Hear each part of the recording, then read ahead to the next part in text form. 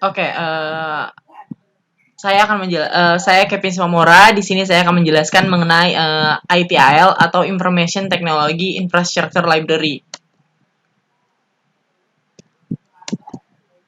Apa itu ITIL?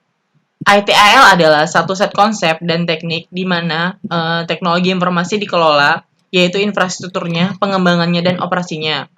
ITIL sendiri merupakan pendekatan paling penting untuk manajemen layanan IT di dunia.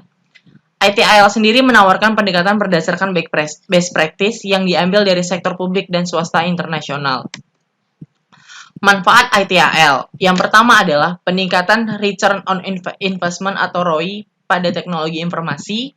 Lalu yang kedua adalah peningkatan kapabilitas dan produktivitas. Lalu yang ketiga adalah peningkatan kepuasan pelanggan. Lalu yang keempat adalah peningkatan hasil pemanfaatan aset. Berikut adalah domain-domain dari ITIL. Yang pertama adalah service strategi, yang kedua adalah service design, yang ketiga adalah service transition, yang keempat adalah service operation, dan yang kelima adalah continual service improvement. Ini yang tadi saya bilang. Yang pertama kita akan membahas mengenai service strategi.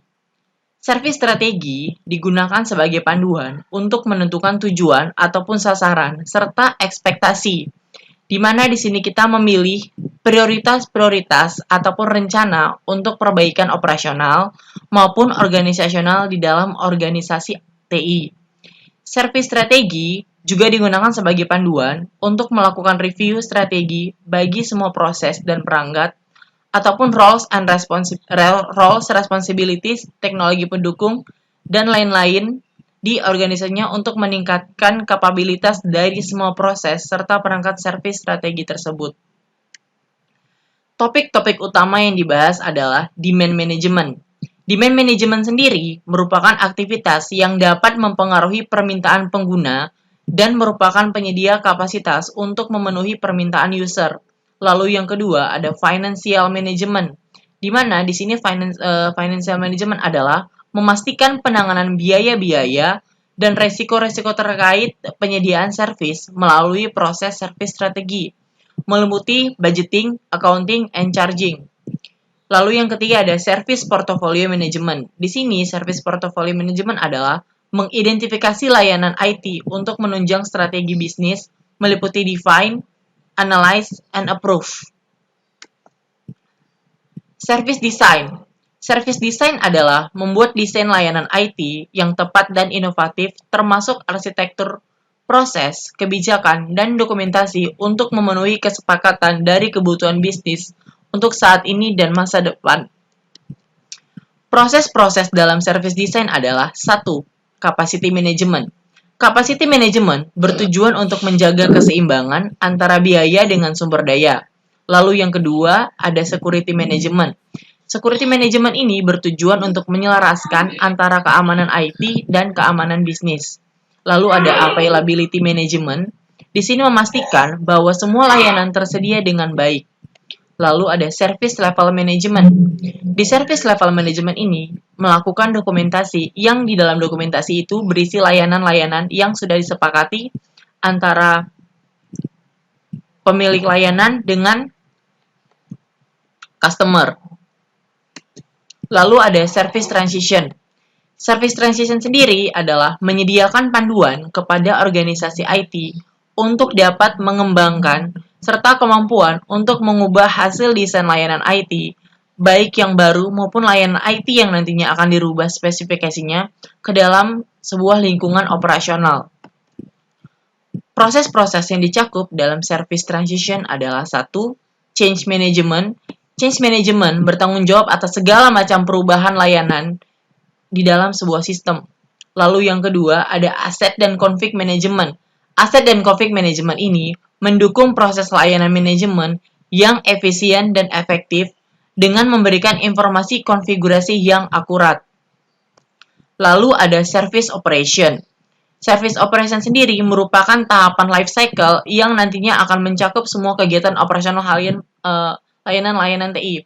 Jadi di service operation ini nantinya akan dilakukan pemeliharaan layanan dari day to day ataupun bulan ke bulan sampai tahun ke tahun. Di service operation ini, semua layanan nantinya akan diolah-olah kembali.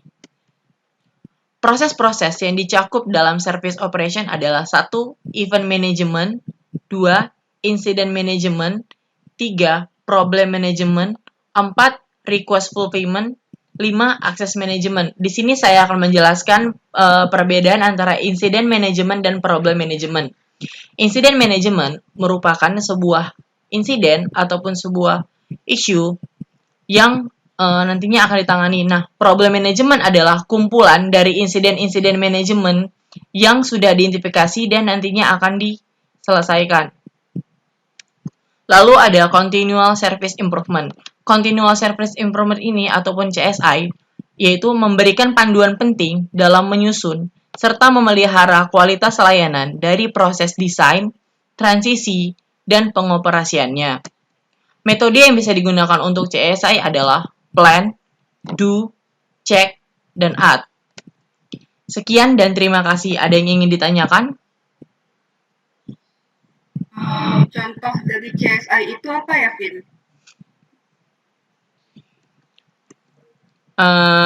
Contoh dari CSI ini adalah jadi gini, ketika di dalam suatu layanan kita melakukan proses desain, transisi, dan pengoperasiannya, si CSI ini nanti akan ini kan ada metode plan, do, check, dan add. Jadi kita akan melakukan planning, lalu akan mengecek, lalu akan melakukan kembali berdasarkan ini tadi apa yang sudah kita desain. Jadi kayak kalau menurut saya sendiri sih CSI ini nantinya akan mengevaluasi dari sistem-sistemnya, dari sistem desainnya, transisi, dan operasinya.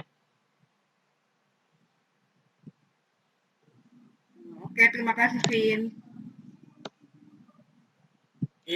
Iya. Vin, perbedaannya service level management sama service level agreement itu apa, Vin? Kalau service level management itu nanti di sininya itu nanti dokumentasi. Kalau service level agreement itu dia sudah isi dari dokumentasi itu. Jadi agreement itu berdasarkan apa yang sudah disepakati antara si penyedia layanan dengan si customer kita bilangnya. Jadi sebenarnya perbedaannya adalah service level management ini hanya dokumentasi-dokumentasi saja, sedangkan service level agreement itu berisi langsung si kesepakatannya.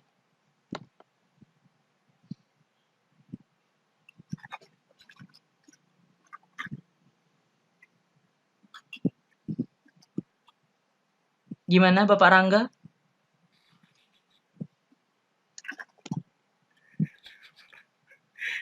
Oke, makasih, Vin. Sama-sama. Ada lagi yang ingin bertanya?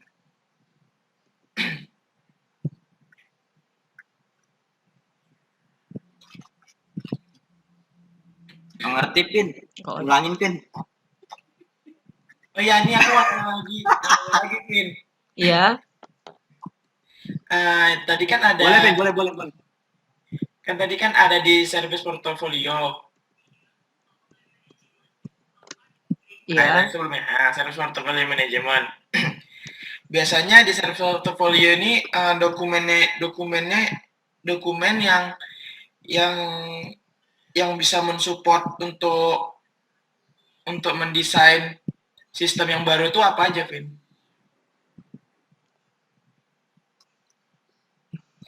Gimana Pak Rangga? Coba diulangi lagi. Jadi ini kan ada service portfolio management. Jadi di service portfolio management ini kan dia dia kan ada banyak dokumen tuh yang mensupport untuk implementasi. Nah, biasanya di dalam service portfolio management itu dokumennya apa aja? Bentar ya Rangga.